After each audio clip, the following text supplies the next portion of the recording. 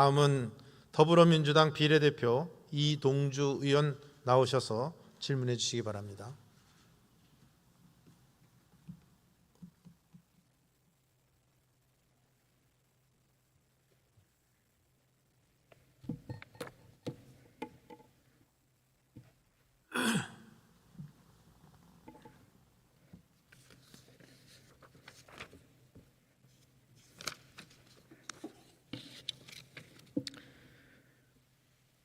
존경하는 국민 여러분, 그리고 정우택 국회 부의장님과 선배 동료 의원 여러분, 더불어민주당 소상공인 비례대표 이동주입니다. 정부는 지난 5월 16일 또다시 전기와 가스 요금을 인상했습니다. 윤석열 정부 출범 1년 만에 네 번째 에너지 요금 인상입니다. 존경하는 국민 여러분, 지난 겨울 난방비 폭탄을 기억하실 겁니다. 수많은 서민 가구와 소상공인 자영업자들은 큰 고통을 겪었습니다. 그러자 윤석열 대통령은 지난 2월 전기, 가스 등 에너지 요금의 인상의 폭과 속도를 조절하겠다라고 밝혔습니다. 인상의 폭과 속도를 조절한 것이 대통령 발언 3개월 만에 5% 이상 인상하는 것이었습니까? 폭과 속도를 조절하겠다는 대통령의 말은 이렇게 쉽게 뒤집을 수 있습니까? 대통령의 말은 난방비 폭탄에 악화된 여론을 무마해 보려는 고작 립서비스에 불과했습니다. 난방비 폭탄으로 초토화된 소상공인 자영업자들은 이제 냉방비 폭탄이 떨어질까 두려워하고 있습니다. 이창양 산자부 장관 나와주십시오.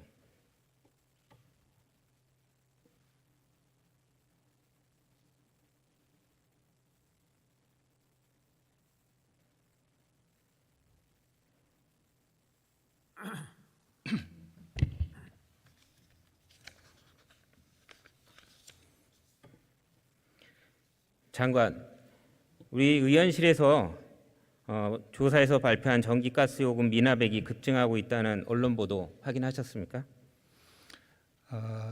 예, 제가 그 질문서에서 봤습니다. 지난 3월 저희 의원실에서 전국 14개 광역시대의 도시가스 미납 요구액을 조사했습니다. 화면 보시면 주택용 도시가스의 미납 잔액은 21년 12월에는 807억 원이었는데 22년 12월에는 989억 원까지 증가했습니다. 소상공인 자영업자가 주로 사용하는 영업용 역시 21년 12월 204억 원이었던 미납액이 지난해 12월에는 244억 원으로 증가했습니다. 1, 2월 난방비 폭탄이 떨어지고 난 다음 2월에는 주택용 미납 잔액은 2,037억 원, 영업용은 339억 원까지 쌓였습니다. 최근 5년간 2월을 기준으로 가장 큰 금액입니다. 알고 계십니까, 장관? 예, 지금 의원님 말씀하신 이 데이터는 제가 그 도시가스협회로서 받은 데이터하고 좀 약간의 차이는 있습니다. 소상공인 분들이 많이 쓰시는 일반용, 또 가스는 영업용으로 부르기도 합니다만은 그 부분의 체납액은 재작년 말 대비해서 작년 말이 한 8에서 10% 정도 체납액이 증가했습니다. 다만 체납 가구 수나 건수는 상당히 많이 감소를 했습니다. 예, 그 부분은 저희가 한번 면밀히 다시 한번 통계를 봐야 될 것 같습니다. 다음 전기요금도 한번 살펴보겠습니다. 화면을 보시면 연말 기준 지난해 주택용과 일반용 미납금이 1년 사이 10% 증가해서 704억 원에 달했습니다. 이제 곧 닥쳐올 여름 혹서기에 얼마나 더 요금 인상에 따라서 미납액이 발생할지 모르는 상황입니다. 인상된 요금을 감당하기 어려운 사람들이 늘어나다 보니까 이렇게 미납 금액이 급증하고 있는 것입니다. 관련해서 지난 상임위에서 제가 장관에게 관련된 대책 마련을 주문을 했는데 그 이후에 소상공인 관련해서 어떤 대책을 준비하셨습니까?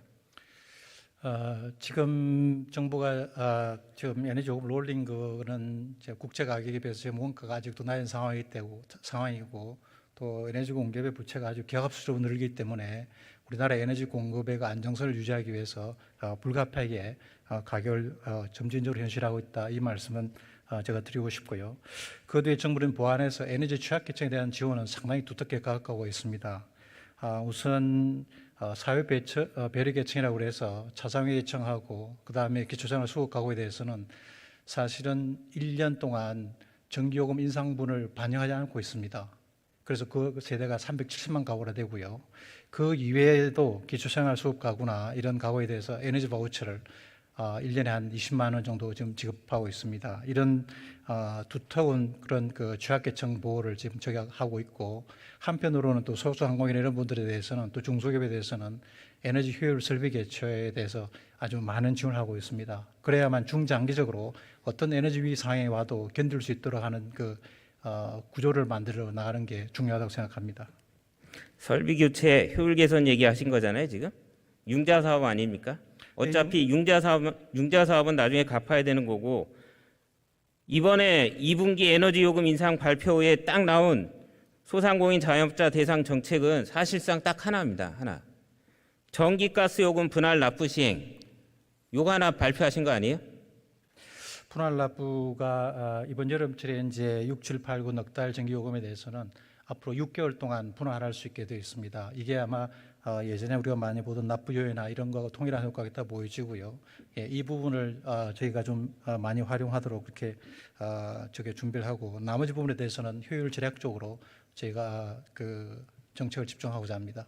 그러니까 지원 대책이라고 하는 게 효율 지원 개선은 아까 융자 사업이라고 말씀드렸고, 3개월짜리, 6개월짜리 요금 분납 말고는 없는 거 아닙니까?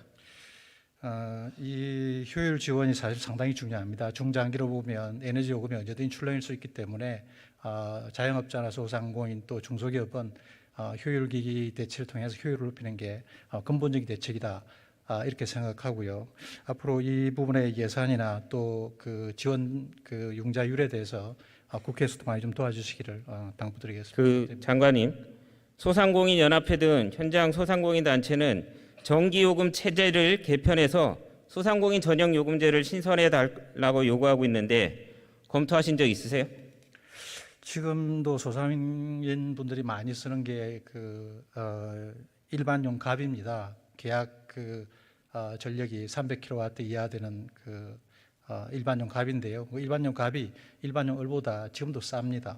예. 그리고 지금 특정 분야나 계층을 상대로 해서 새로운 또 카테고리의 전기요금 체계를 만드는 것은 소비자 간의 형평성이나 또 다양한 다른 계층에서의 또 요구를 분출하기 때문에 그런 부분은 상당히 좀 신중하게 저희가 형평성을 지금 얘기하시는데, 도시가스를 비교해서 보시면 도시가스는 지금 영업용 1, 2로 해서 소상공인 업종별로 별도로 관리해서 부과하고 있어요, 요금을.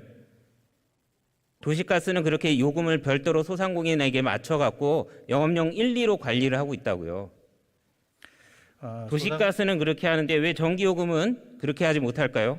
저는 마저 들어보세요. 저는 소상공인 자영업자가 우리 산업경제의 한 축으로 우리 장관님이 정부가 바라본다면 그에 걸맞게 주택용보다도 높게 책정된 현재 전기요금 체계를 소상공인한테 맞춰서 개편할 필요가 있다고 봅니다.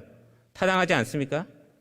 소상공인 물론 지원 필요성이 요즘 에너지 가격 상승 때문에 있다고 제가 생각하고 있습니다만은, 소상공인의 그 범위라든지 업종이 너무 다양합니다. 또 소상공인 중에서도 또 재정 상업적인 그런 성과가 좋으신 분도 계시고 또 그렇지 못한 분도 있습니다. 그래서 소상공인이라는 그런 좀 불특정한 카테고리 전체에 대해서 새로운 요금 체계를 만든다는 것은 상당히 좀 신중할 필요가 있다고 생각합니다. 들어가시죠. 조지현 중기부 차관님 나오세요.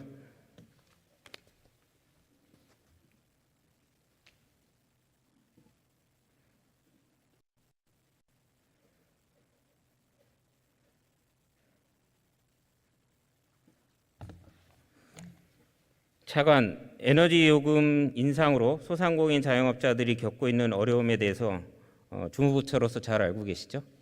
네, 알고 그 요금 인상될 때마다 모니터링하고 있습니다. 지금 정부가 발표한 요금 분납만으로 이러한 소상공인들의 어려움이 해소될 수 있을 거라 생각하십니까? 그 소상공인의 매출이 반영되는 시기하고 요금을 내는 시기가 다를 경우 이러한 분할 납부 대책은 어느 정도 효과가 있을 것으로 생각을 하고 있습니다. 그 지난 정부 때 지금 소상공인들은 코로나19 때보다도 어려운 시기를 겪고 있다라고 얘기를 하고 있는데, 우리가 지난 정부 코로나19 시기에 이런 정책들이 있었습니다. 이 요금과 관련돼서 납부 유예나 미납에 따른 연체료 감면, 저소득 소상공인에게 인상요금 적용 유예 등 이런 것들을 검토할 수 있는 거 아닙니까? 지난번처럼? 네, 의원님께서 지금 미납에 대한 데이터를 제시를 하셨는데 그런 부분들도 모니터해서 정책적인 필요성이 있으면 검토해 볼 수 있다고 생각합니다. 다만 현재 입고 있는 소상공인들의 부담은 매우 복합적이라는 말씀을 좀 드리겠습니다. 제가 소상공인들과 대화를 많이 하는데 에너지요금 이번에 특히 전기 같은 경우 5월 달에 5%가 올랐습니다. 그런데 이 외에도 인건비라든지 임대료에 있어서의 그 부담들이 이제 복합적으로 되고 이것이 또 비용에 반영이 되고 소비자 요금이 인상이 되고 그다음에 이걸 소비자가 구매하게 되는 이런 프로세스를 가져가게 되는데 그래서 에너지 비용에 대한 소상공인 지원 문제에서는 좀 더 검토할 요인들이 많다고 생각을 하고 있습니다. 그 에너지 요금 폭등과 관련돼서 이런 표현을 하고 싶습니다. 다른 뭐 인건비 얘기, 그다음에 뭐 임대료 얘기 여러 가지 물가 상승에 대한 말씀을 하셨는데 예를 들면 소상공인들은 지금 요 턱 밑까지 차오른 물 때문에 숨을 못 쉬고 있는데 공공요금 인상에 대해서 정부가 지원이 무대책이다 보니까 숨을 쉬던 콧구멍이 막혀갖고 지금 아사 직전입니다. 물에 빠져서 익사 직전이라는 겁니다. 그런데 그 공공요금 폭등에 대한 지원을 요구를 했더니 다른 여러 가지 요인들하고 복합적으로 살펴보겠다. 그게 정말 대책입니까? 그게 책임 있는 발언입니까? 아마 이런 부분이 있다고 생각을 합니다. 전기요금 인상으로 인한 부담이 문제이고 이것을 지원을 한다 하면 그 지원금을 전기요금 자체를 인하하는 쪽에 쓰는 것이 훨씬 더 효율적이라는 생각입니다. 따라서 이번에 전기요금 인상에 있어서도 정부 내에서도 많이 논의를 했던 게 가장 중요한 것, 소상공인의 부담을 줄이고 국민의 부담을 줄이기 위해서 가장 중요한 것은 인상폭을 최소화하는 것. 이것 때문에 한전에다가도 자구책을 강도 높게 요구했던 것이고요. 그에 따라서 나온 결과가 5%대 인상률인데 만약에 이것 말고 별도의 지원책을 해야 된다면 어떤 방식으로 재정을 써야 될지에 대해서는 생각해 볼 여지가 있다고 생각을 합니다. 저는 추경을 포함해서 재정을 편성해야 된다고 보는데요. 그와 관련돼서 우리 국무총리님하고 얘기를 나누겠습니다. 들어가 보시죠. 한덕수 총리님 나와 주십시오.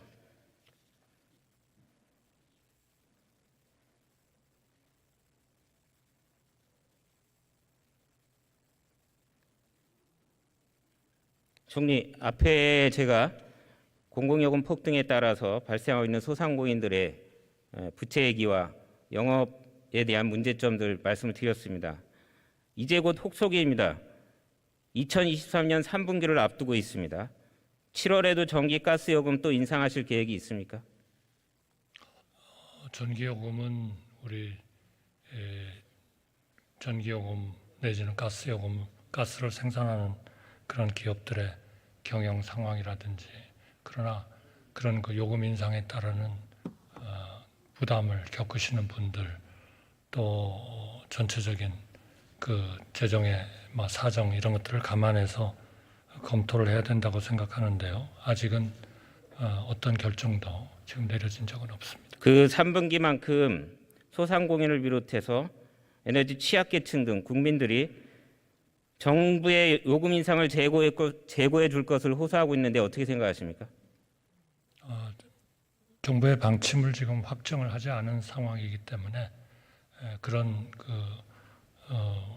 어려움도 감안해서 검토를 하겠습니다. 만일 불가피하게 인상을 하게 된다면 그 폭을 최소화하고 납부 유예, 연체료 감면, 영세 소상공인들에 대한 적용 유예 등 이런 대책들이 먼저 마련되고 그런 것들을 필수적으로 마련한 다음에 검토를 해야 된다고 생각하는데 어떻게 생각하세요? 아마 현재도 그 지원들이 지금 지원 제도들이 만들어져 있고 또 지원이 되고 있기 때문에 그러한 것들은 이러한 그 에너지 관련 요금의 조정과 같이 검토가 되어야 된다고 생각합니다. 현재로서는 아무런 결정이 된 것은 없습니다. 지금까지 장관, 산업부 장관, 중기부 차관 그리고 총리님까지 세 분이 같은 제가 제안을 드렸는데 이 심각한 민생 문제, 공공요금 폭등 앞에서 대책 없이 무너지고 있는 민생 문제에 대해서 뚜렷하게 확답을 주고 있지 않습니다. 제가 세 가지를 요구드렸는데 굉장히 유감을 표하고요. 윤석열 정부가 과연 이렇게 민생을 숨죽어가고 있는 이 민생을 앞에 두고 이렇게 안일하게 대하고 있는 게 유감입니다. 정말. 이어서 또 하나 질문을 좀 드리겠습니다. 지금 코로나19로 급증한 가계부채 문제가 심각합니다. 잘 알고 계시죠? 네, 그거는 뭐 코로나19만 때문에 결정된 것은 아니고요. 상당히 구조적으로 우리의 그 가계부채가 그동안에 늘어나고 있었다는 그런 현상은 잘 알고 있습니다. 제가 몇 가지 지표만 보여드리겠습니다. 한국은행 자료를 따르면 지난해 말 기준 전체 자영업 대출 잔액은 1,019조 8천억입니다. 1년 만에 110조 6천억 원이 증가했습니다. 통계청에 따르면 3월 말 기준 소득 하위 30%에 속하면서 소득의 70% 이상을 대출금 상환에 쓰는 저소득 자영업 가구가 39만 가구에 달합니다. 1분기 자영업자 가구 소득은 전년 동비 3.2% 감소했습니다. 빚은 늘고 소득은 대부분 빚 갚는 데 쓰이고 있는데 그 소득마저도 지금 줄고 있는 상황입니다. 이런 상황에서 자영업자들의 대출 연체가 급증하고 있는 겁니다. 총리, 이런 가계부채, 소상공인 부채 문제 해소를 위해서 특단의 대책을 세우고 계신 게 있어요? 지금 자영업계는 항상 뭐 괜찮은 그런 분들도 좀 있겠지만 대부분은 상당히 어려움을 겪고 있는 분들이기 때문에 그분들에 대해서 정부의 정책을 추진할 때 항상 염두에 두고 있다 하는 말씀을 드리겠습니다.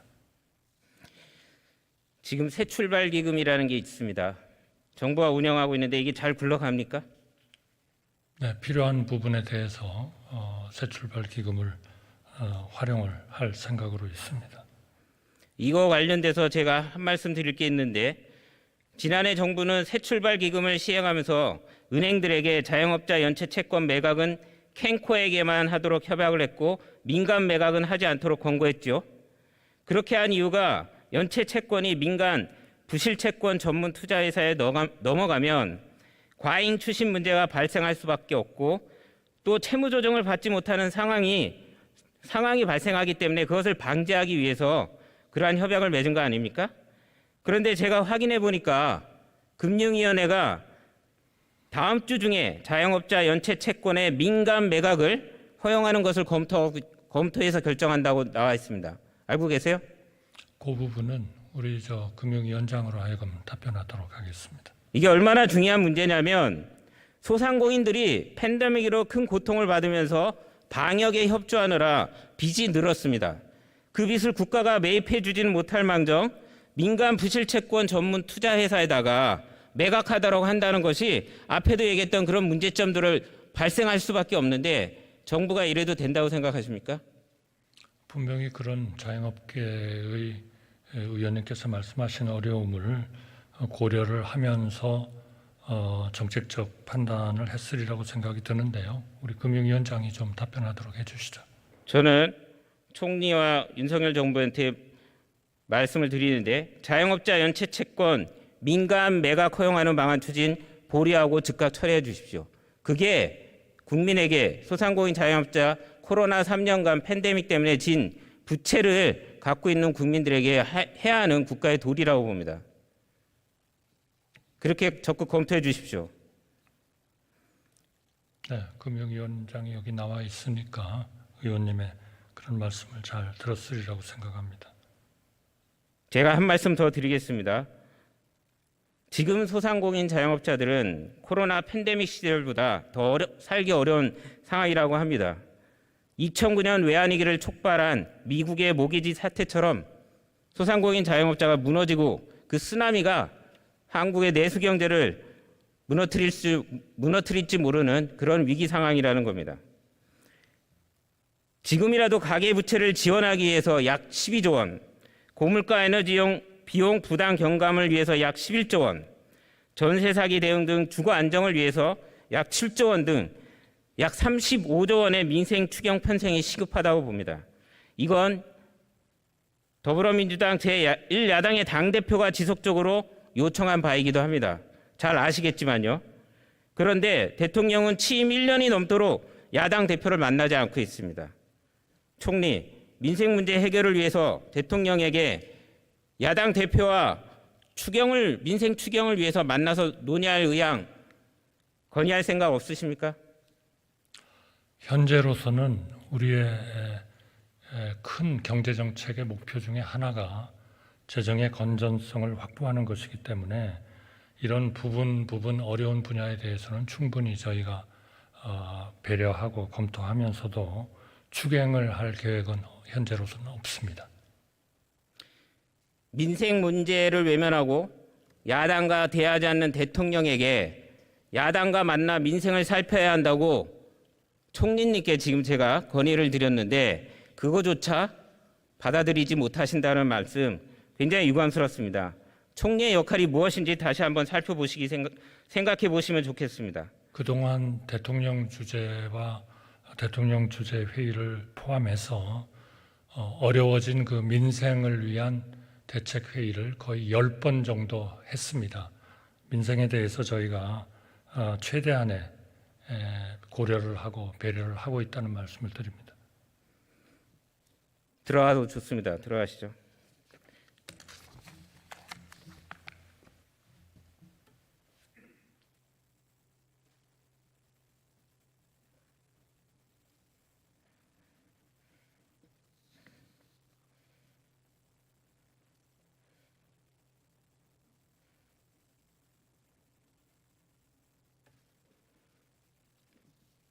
존경하는 국민 여러분, 한국 경제는 연착륙이냐 경착륙이냐의 갈림길에 섰습니다.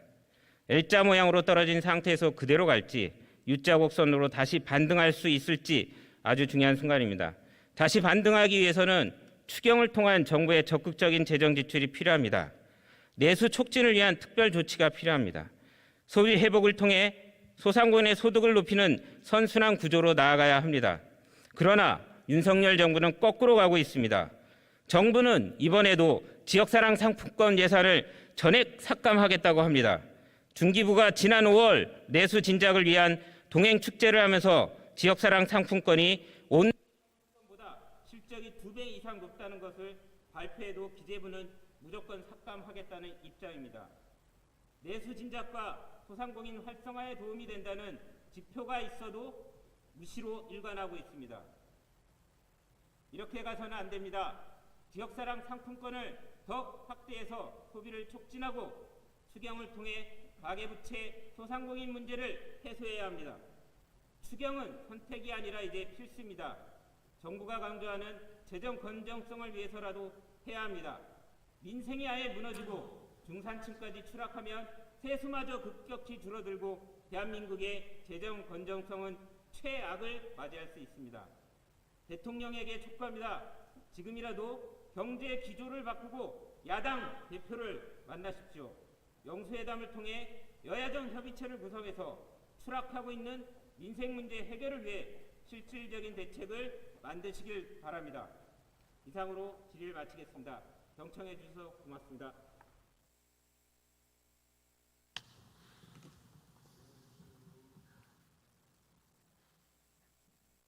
이동주 의원 수고하셨습니다.